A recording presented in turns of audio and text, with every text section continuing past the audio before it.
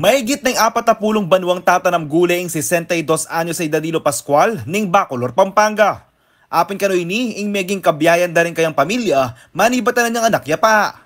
Alayang ngaliwang meging obray tatang Danilo at king gabon na nakanukukunan, ing kayang pangtustus karing karelang pangangailangan.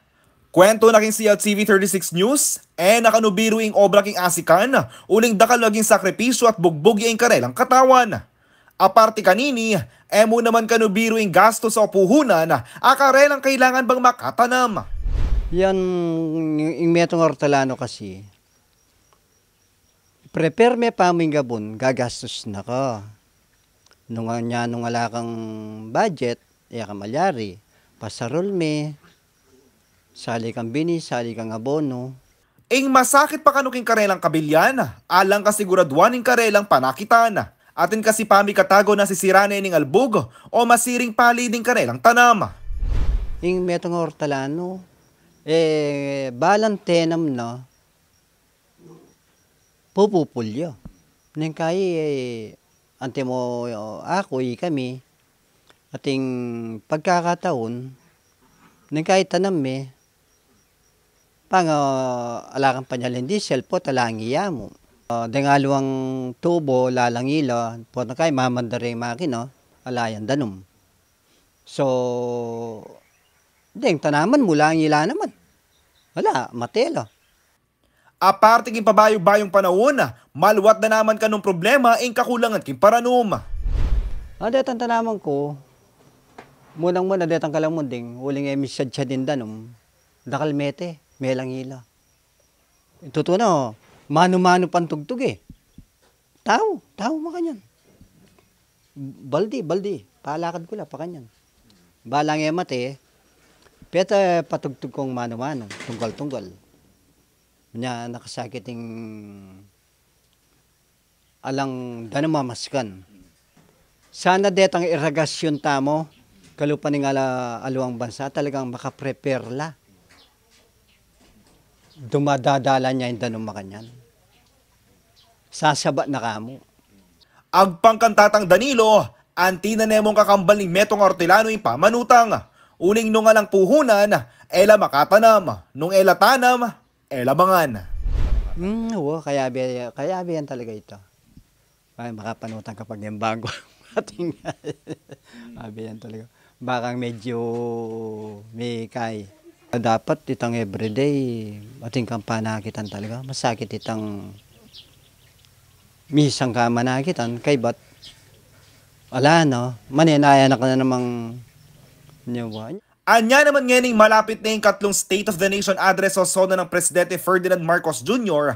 Nasa na kanong tatang Danilo makaramdam miyayaliwang programa bang solusyonan yung problema king sektor na ng agrikultura.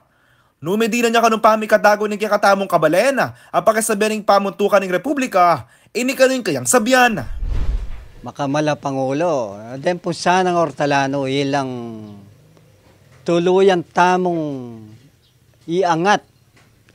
Unang-una sa kabuhayan nila, unang-una darating ang panahon, magkukulang ang pagkain ng mga Pilipino.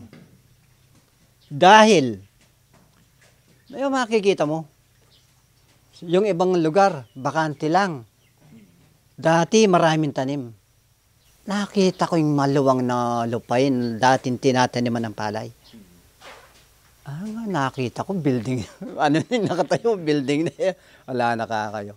So, ibig sabihin, yung mga anak natin o apo natin, darating ang panahon, baka sila wala nang makain. Kung hindi naman tayo puro, pwede siguro yung bansa natin, puro import na lang. Kung namahal doon, sila lang, kulang na rin ang pagkain nila. Wala.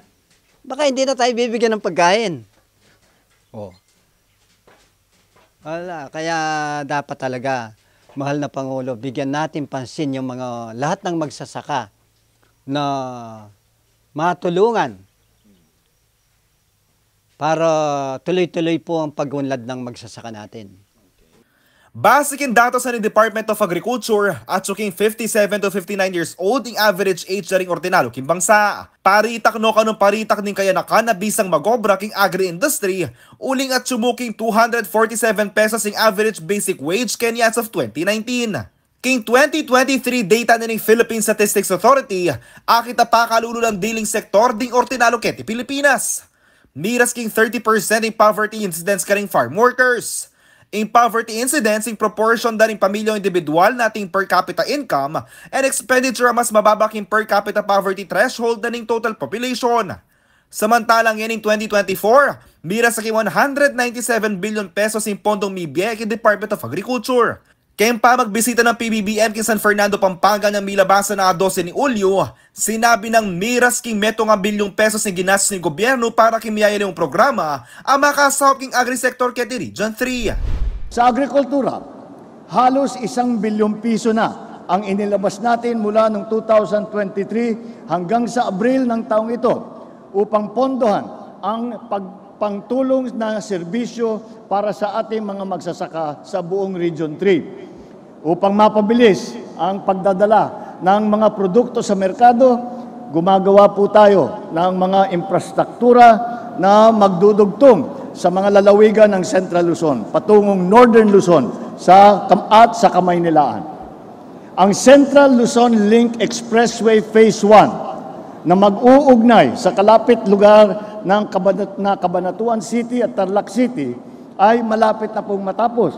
Samantala, nasa 73% na ang ating nagawa sa Zambales section ng Santa Cruz, mga Tarem Road na magdugtong ng Zambales at Pangasinan. Yakupin kaya kayong talasuyo, JM De Jesus, ating pusong makabalen.